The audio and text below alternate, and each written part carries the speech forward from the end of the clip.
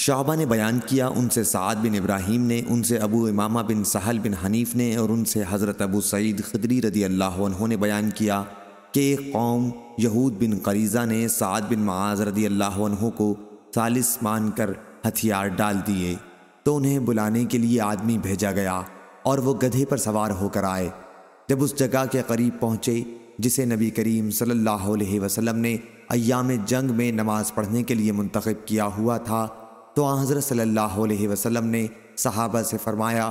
کہ اپنے سب سے بہتر شخص کے لیے، یا آپ نے یہ فرمایا اپنے سردار کو لینے کے لیے کھڑے ہو جاؤ۔ پھر آپ نے فرمایا اے سعد، انہوں نے تم کو ثالث مان کر ہتھیار ڈال دیے ہیں۔ حضرت سعد رضی اللہ عنہ نے کہا پھر میرا فیصلہ یہ ہے کہ ان کے جو لوگ جنگ کرنے والے ہیں انہیں ختم کر دیا جائے، اور ان کی عورتوں بچوں کو جنگی قیدی بنا لیا جائے۔ حضرت صلی اللہ علیہ وسلم نے فرمایا تم نے اللہ کے فیصلے کے مطابق فیصلہ کیا، یا آپ نے یہ فرمایا کہ فرشتے کے حکم کے مطابق فیصلہ کیا ہے؟ صحیح بخاری حدیث نمبر 3804۔